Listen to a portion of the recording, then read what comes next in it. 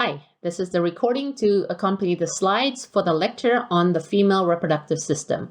So what we're going to talk about is we're going to talk about various organs of the female reproductive system, a little bit about their anatomy, some about their physiology, and then the diagrams on the left and the right basically shows you what happens during the an average cycle in the female reproductive system during a person's reproductive years. So when we look at the general function of the female reproductive system, we see here that it's threefold. The first one is to produce gametes called oocytes that may unite with the male version of it called the sperm to form the first cell of the offspring.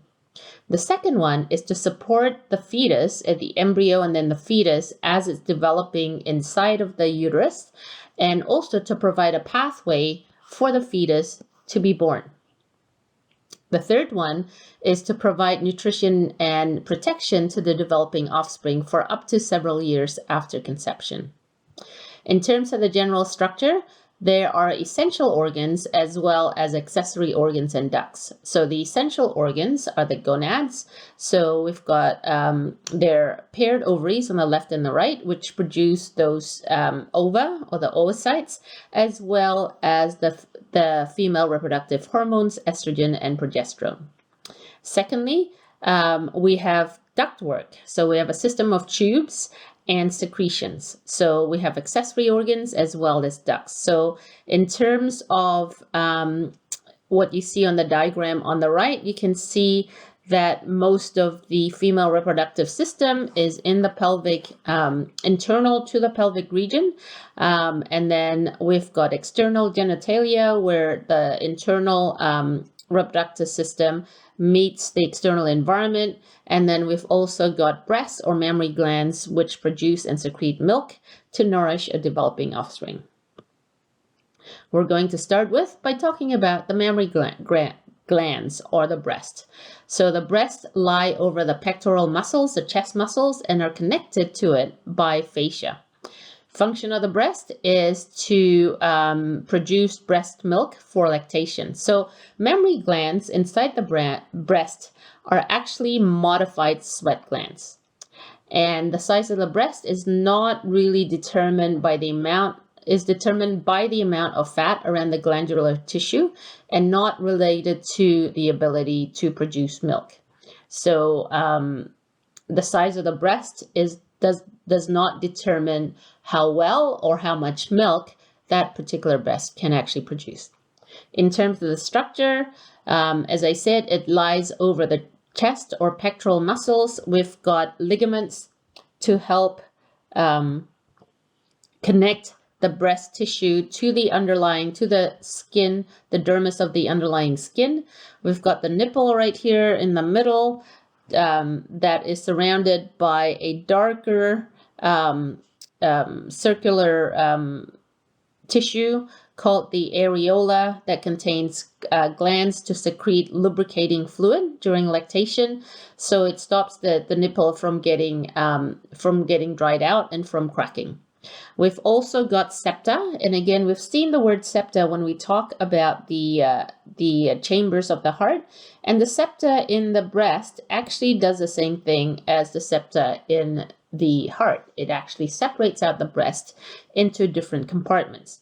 So in the breast, it separates the breast into different lobes or lobules. So you can see over here, this is a lobe over here, this is another lobe, this is another lobe, and they're separated out by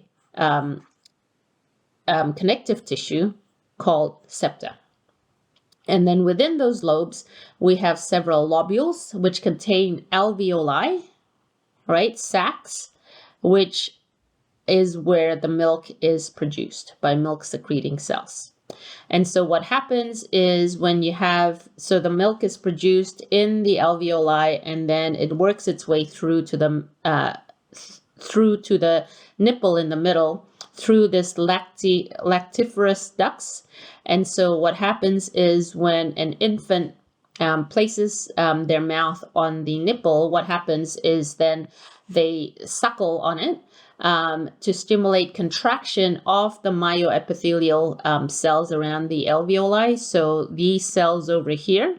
And what happens is then they squeeze the alveoli cells to actually push the breast milk that's already produced out through the lactiferous ducts in through out through the nipple, right? And so when that happens, then milk is ejected. So that continues on as long as the infant is suckling on the breast. And then once the infant is full, then they stop suckling and then the contractions then stop.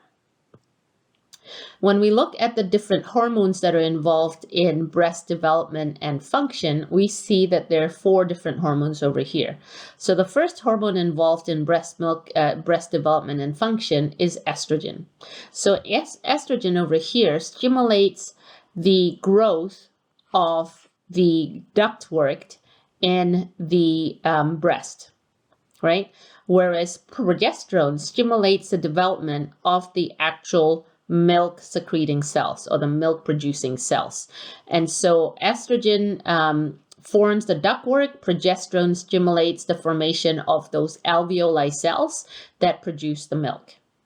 And what happens is during a person's reproductive years, there's cycles of estrogen and progesterone, and that can cause swelling and tenderness, especially during the second phase of the ovarian cycle. The third and fourth hormone is prolactin. Prolactin is secreted by the anterior pituitary. Most of the time, there is no prolactin secreted because the hypothalamus produces prolactin inhibitory hormone, which then stops prolactin from being released. But when during pregnancy, what happens is prolactin inhibitory hormone is the secretion of PIH goes down, and what happens is the secretion of prolactin releasing hormone goes up. And when the amount of prolactin releasing hormone from the hypothalamus goes up, then what happens is it increases the amount of prolactin from the anterior pituitary, and prolactin is the one that stimulates the production of breast milk. So breast milk starts being produced towards the latter half of the pregnancy, and then what happens is once the baby is born and they start suckling on the nipple, then it releases oxytocin in a positive feedback mechanism to release breast milk with suckling. Going on to the next reproductive organ, we're going to talk about the ovaries. So the ovaries, there are typically 2 ovaries, one on the right, one on the left. So you can see it right over here, right? And the purpose of the ovary is twofold. One is to produce the oocyte or ova, the female gametes, through a process called oogenesis. And again, genesis means production of, ooa refers to oocytes or ova. Right? And that's a process that we'll talk about later. It results in the formation of a mature egg where each gamete contains half the number of chromosomes that you would find in a mature cells. So instead of the gamete having 23 pairs of chromosomes, it actually only have 23. So 1 from each pair. And so each gamete is called haploid, right? Because it had half the number of chromosomes as you would find in any other cell. Ovaries are also involved in secreting female reproductive hormones, estrogen and progesterone, and both of them help to regulate the reproductive function of the person. In terms of its location, the ovaries are found within the pelvic cavity. There's 1 ovary on either side of the uterus. So you see that is the 2 ovaries there. They're connected to the uterus by these uterine tubes. Uterine tubes are also sometimes called oviducts or fallopian tubes. And then that's the uterus over here. Right? And so what happens is there are broad ligaments and suspensory ligaments that contains ovarian blood and lymph vessels to supply the ovaries with a good blood supply. In terms of the ovaries itself, there are two major layers. The outside layer is called the cortex. The inner layer is called the medulla, right? So the outer cortex contains the epithelium, the germinal epithelium, that is where oogenesis occurs. And then the inner layers, the medulla, contains supportive connective tissue, blood vessels, lymph vessels, and nerves. So it contains everything that is needed by the outer cortex to actually develop and mature those oocytes. When we look at the uterine tubes, as I said, uterine tubes are also called fallopian tubes or oviducts. So what we have over here is this is the ovary, right? This is the uterine tube over here, and this is the uterus. And so what happens is the uterine tube is connected to the uterus, and what happens is that there is a space right here between the ovaries and the start of the uterine tubes, right? And so what happens is when the ovaries release an oocyte, that oocyte is in the peritoneal cavity, so the cavity inside of the body. And what happens is these fimbriae over here actually start to move to try to attract the oocyte to move into the uterine tube. And what happens is the oocyte will move in through the uterine tube, and as it moves into the uterine tube, if there is a 1,000,001 sperm cells that actually come in, what happens is the sperm has to swim up the uterine tube and meet the oocyte for fertilization to actually occur. So fertilization is when you have penetration of the sperm into the oocyte to become a fused diploid cell. And then what happens is fertilization occurs somewhere in the fallopian tubes, in the oviducts, and then that fertilized egg slowly makes its way down the fallopian tubes into the uterus, where it will get implanted into the endometrium. And then once it gets implanted into the endometrium, then you've got the development of the placenta, and then the embryo can actually grow. If the oocyte does not meet the sperm, then what happens is the unfertilized oocyte eventually degrades, so kind of shrinks into a non-functional entity. Now, as I said, what happens is fertilization occurs in typically within these oviducts. And what happens is fertilization is really a chance event, because at in any given month, there's usually only one egg released from either the right or the left ovary, right? And so the lucky sperm has to choose the correct uterine tube, which has the egg running around in it, in order for fertilization to be successful. So we'll talk more about that as we go along. Again, staying within the uterine tubes, there are 3 different divisions within the uterine tubes. There is the infundibulum. So you've got the distal end, which opens up to the peritoneum, which is where the oocyte will come into the uterine tubes from. So it contains this fimbriae, this slender finger-like projections. We've got the middle ampulla section, which is where fertilization typically occurs. And then we've got a narrowed section right before it hits the uterus called the isthmus, right? So these are the three sections as it goes from where it goes closer to the uterus to where it connects up, closest to the ovary to where it connects up with the uterus. In terms of the layers within the fallopian tubes, so if the fallopian tube is a tube, we've got three different layers. So we've got the innermost layer, we've got the middle layer, and then we've got the outer layer. So as you can see, the innermost layer is a mucosal layer that's continuous with the endometrium of the uterus and the mucosa of the vagina. It contains, in the fallopian tubes, it contains cilia.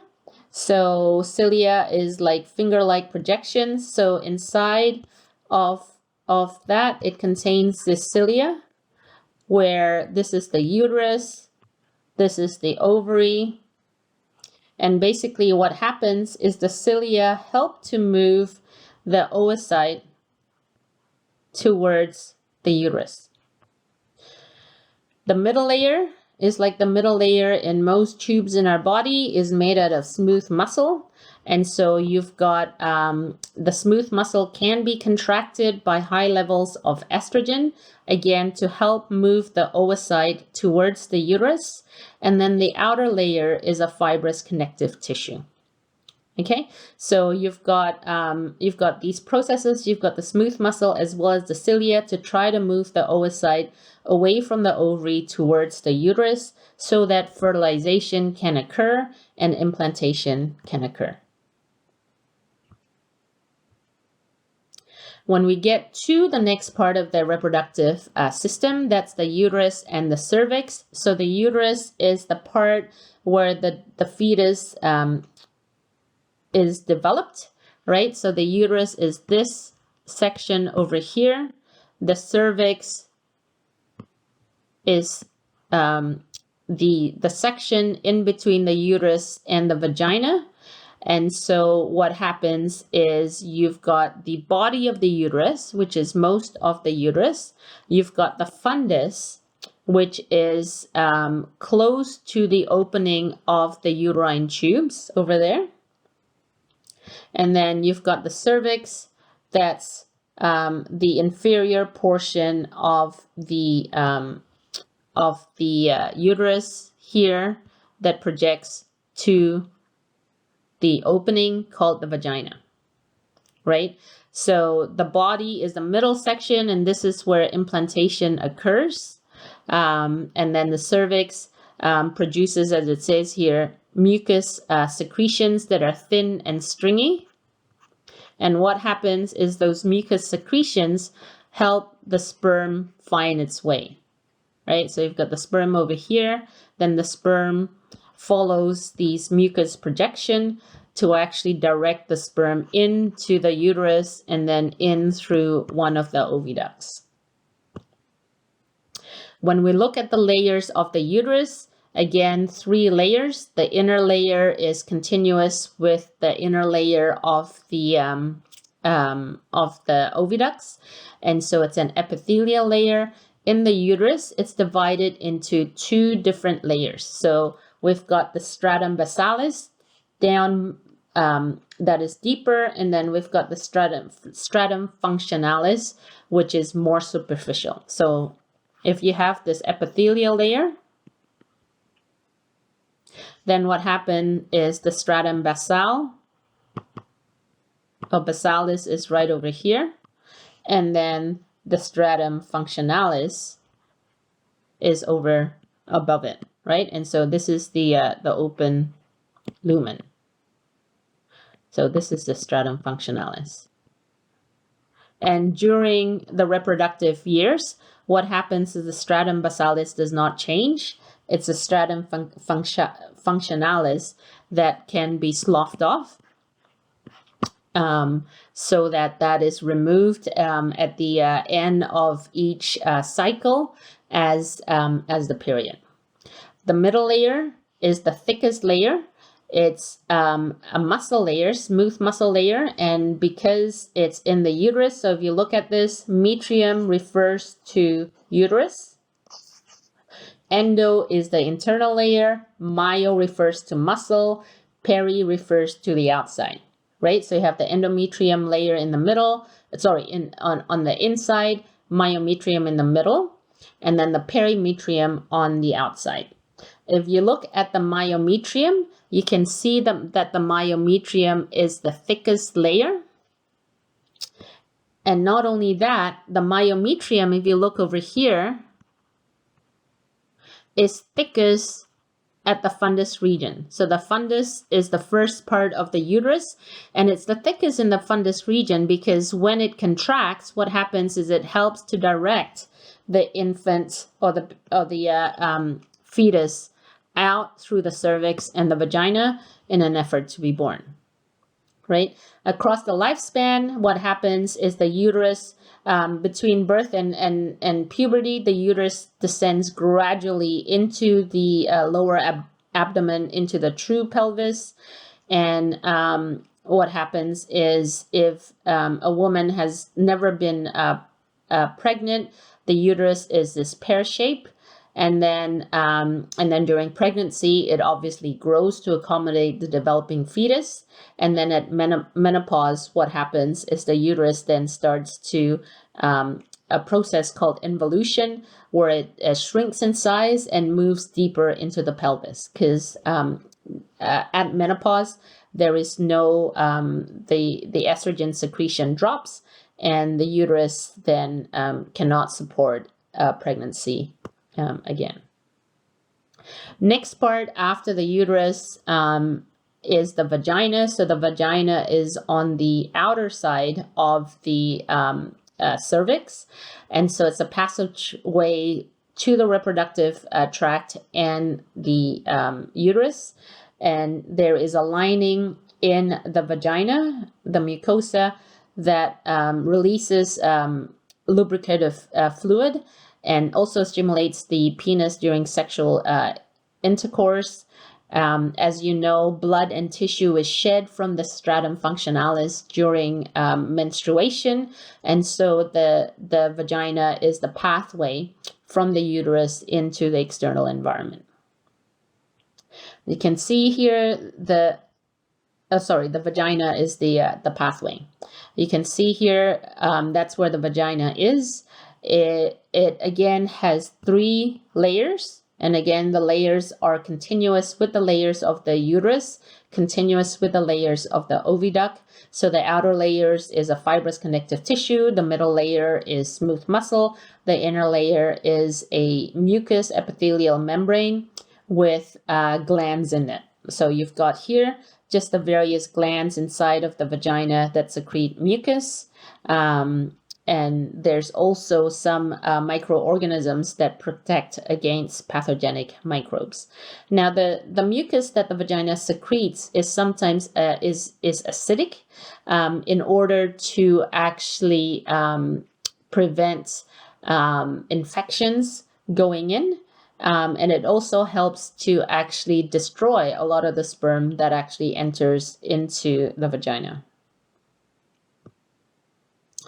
When we look at the journey of the sperm and the oocyte, what we can see here is that, so the secondary oocyte is released from the ovary, 1 per cycle from either ovary. And so what happens is that the oocyte makes its way into the oviduct. And as we said, fertilization most commonly occurs in the ampulla. And so you've got the oocyte making its way there through the oviducts at the same time as you have the sperm going up the vagina into the uterus, in through the cervix into the uterus, right? And as we said before, the cervix produces this thin, stringy mucus to actually help to direct the sperm into the uterus. And then the sperm then has to make a decision over here whether to go right or left.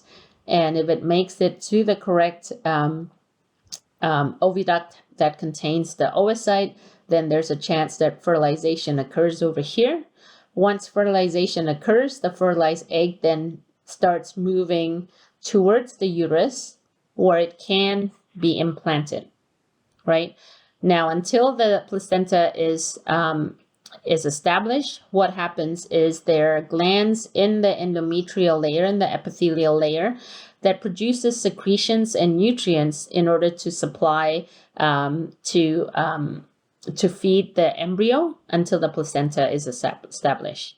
Once the placenta is established, then what you have is you have a rich blood supply to the placenta from both the maternal side and the fetal side, so that there is exchange at the placenta. So you've got exchange of gases, exchange of nutrients, exchange of waste, and other molecules.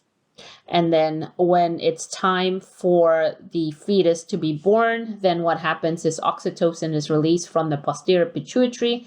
That starts contraction of the uterine smooth muscle. And again, remember that the uterine smooth muscle is thickest at the fundus. And so that helps to push the fetus out during labor.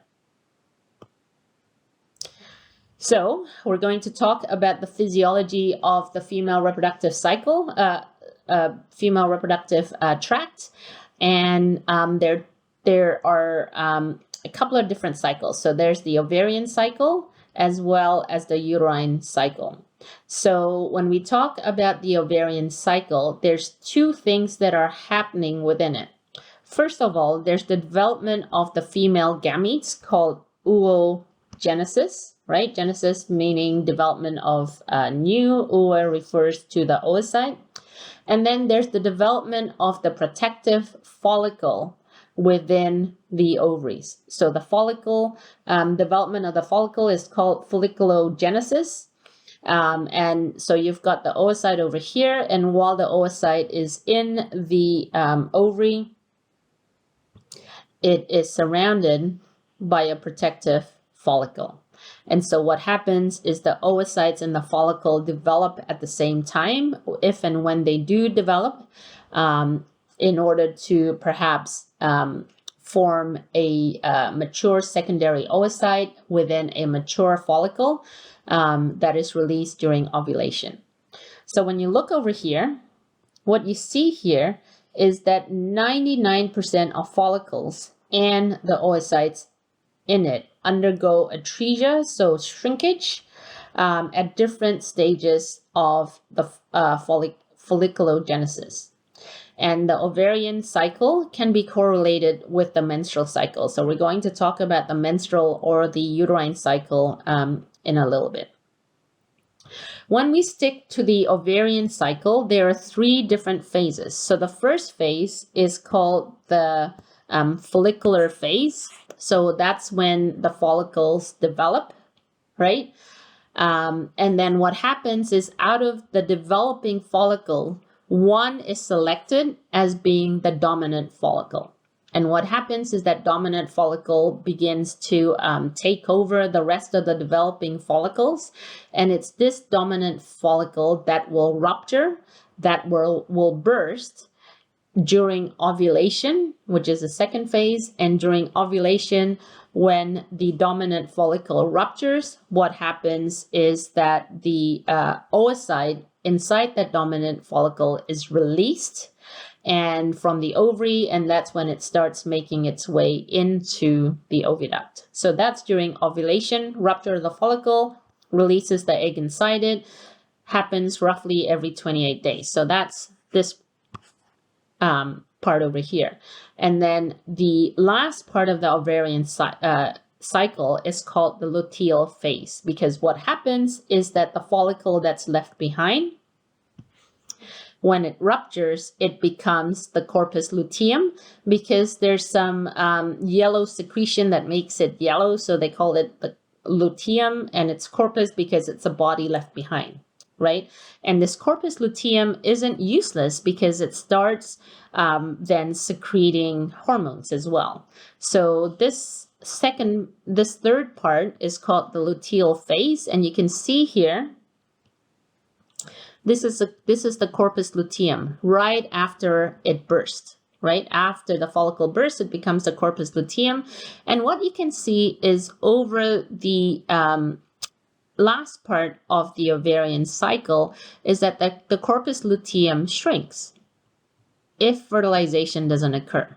And so what happens is that the corpus luteum, when it's large, manages to secrete reproductive hormones, estrogen and progesterone.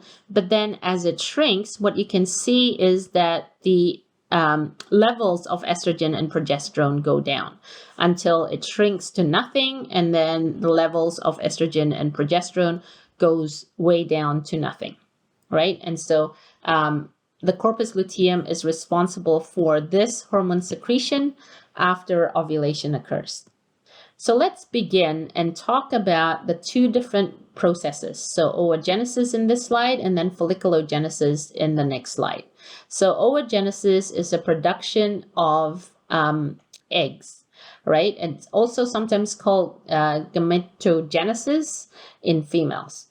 So the eggs are called oocytes. The stem cells version of the eggs are called oogonia, right? Oogonia over here. And this oogonia, this development of production of ovarian stem cells, occurs in utero during fetal development. And so what happens before birth in utero is that the oogonia divide via mitosis into primary oocytes, right? So you've got mitosis over here to develop two identical cells. And then still in utero, meiosis occurs. So meiosis is when the diploid cell, 2N, splits up into haploid cells, right? So it starts the meiosis process, but it stops before the fetus is born. And so you've got an arrested state over here where it stops and nothing happens between birth and puberty. So nothing happens during birth and puberty. And so what happens is in the fetus, there are 1 to 2 million oocytes. And in the decade or so between the birth of the infant to when they reach puberty, what happens is a lot of those cells, a lot of those oocytes die, right? And so at the start of puberty, there's only 400,000 oocytes left, right? From 1 to 2 million down to 400 at the start of puberty. And then what happens is as that person ages, the remaining 400 oocytes then also start degenerating so that there's 0 at the end of menopause. So if you look at the diagram right here down at the bottom right, what we can see here is we can see the number of germ cells over the lifespan of a female. And so what happens is this is birth. So you can see the number of oocytes go up, right, in utero before birth. And then it starts, even before birth, it starts like declining. And so at birth, we might have a couple of million. And then this is when puberty occurs. So you can see the numbers decline between birth and puberty. And then as that woman becomes older, then the numbers continues to decline, so that at around menopause, around 40s and 50s, then it goes down to 0. So the chances of getting pregnant goes down because the oocytes that are in the woman's reproductive tract is as old as or older than she is in years. Ovulation, the release of one oocyte from a dominant follicle each month starts from puberty and continues on to menopause. And so what happens over there is that during puberty, what happens is meiosis 1 continues to develop two cells. One of them is a secondary oocyte. The other one is a polar body. That polar body then goes and divides to have second polar bodies, and these polar bodies are then they're not useful, but the secondary oocyte then is again arrested until fertilization occurs. Right before sperm penetration, it's arrested in that phase, and then when fertilization occurs, then the meiosis process continues. So as it says over here, meiosis 2 of the secondary oocyte is completed during fertilization. In terms of development of the follicles, so I've got here a number of diagrams. I've chosen these diagrams just to emphasize the fact that the development of the follicles doesn't happen in 14 days, the first 14 days of the ovarian cycle. In fact, when a follicle starts to develop, it can take the best part of a year for it to start being recruited for development until ovulation. Right? So you've got this cohort model where like every 28 days, another bunch of follicles then will be selected for follicular development. So cohort 1 starts 28 days before, cohort 2 starts, and then cohort 3 starts 28 days after cohort 2 starts.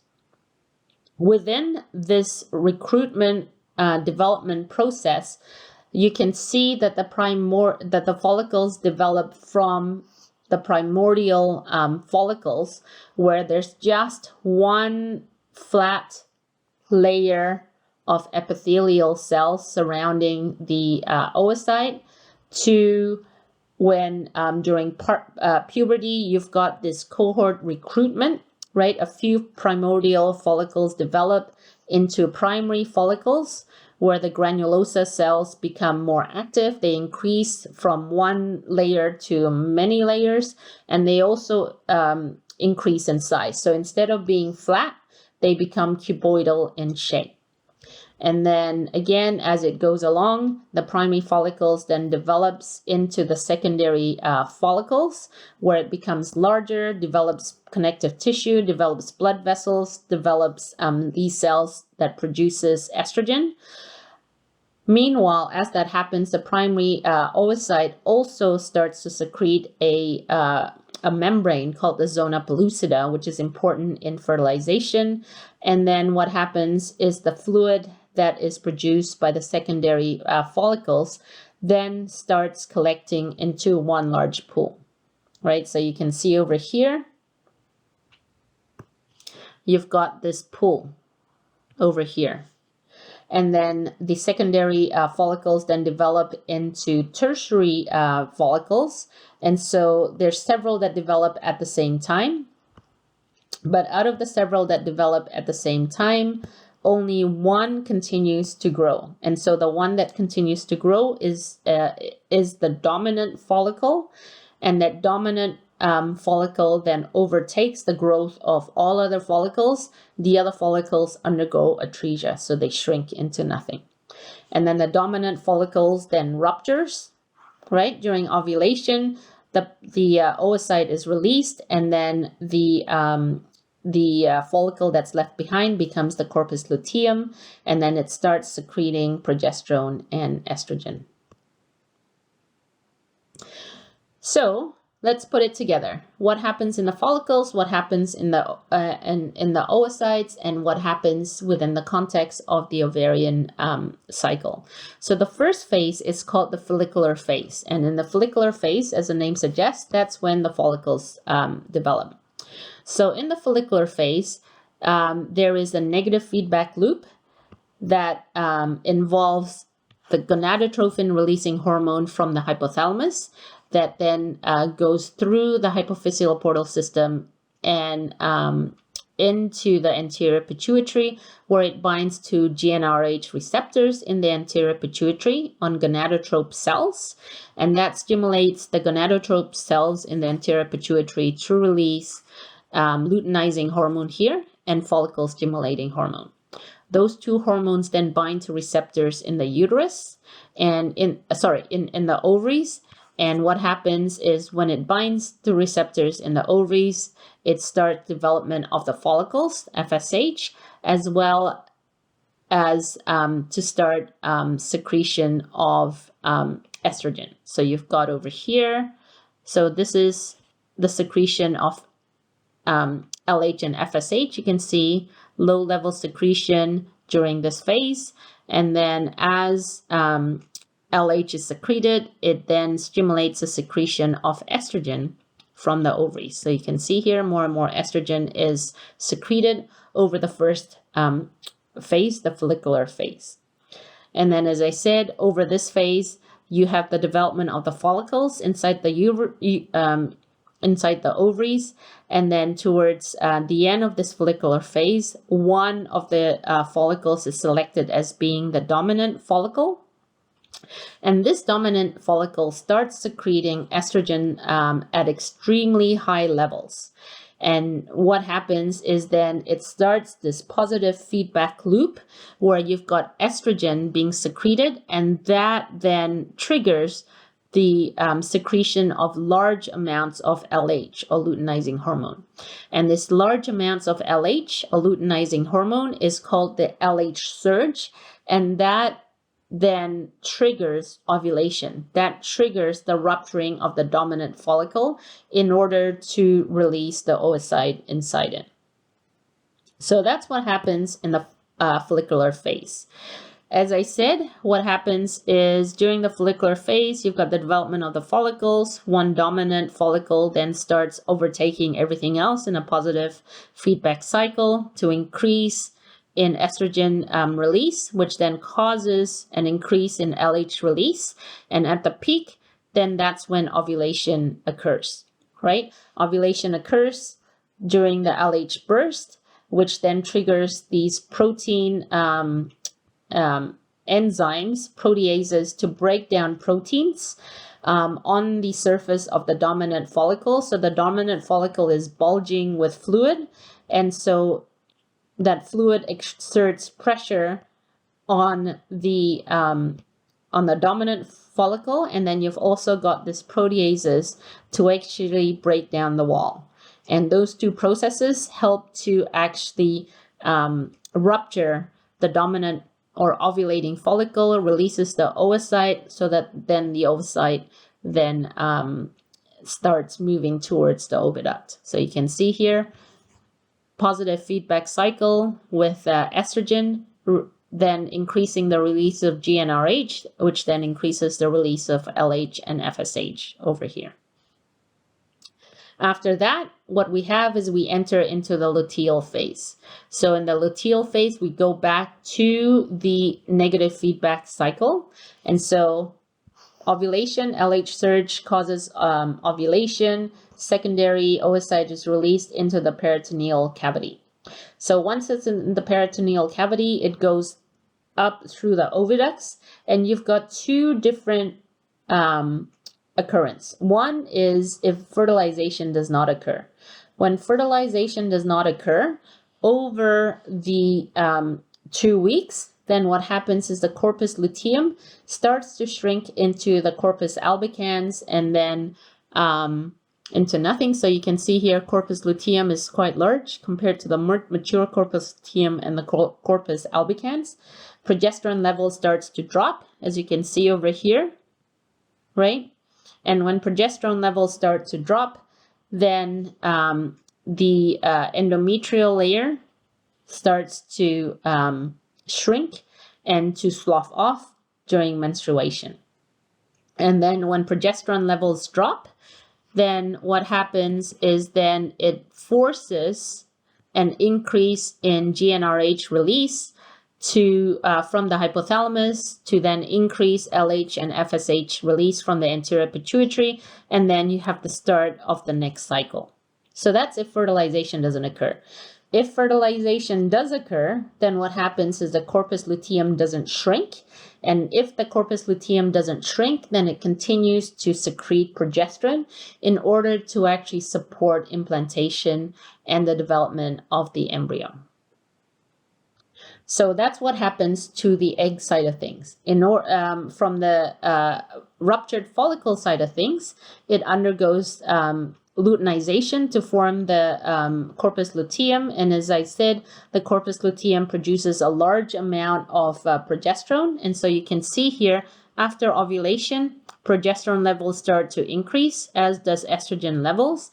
And what happens is the progesterone levels start to really develop the stratum functionalis. And the stratum functionalis of the endometrium of the uterus starts to develop just in case there's a fertilized egg, and that fertilized egg needs to be implanted.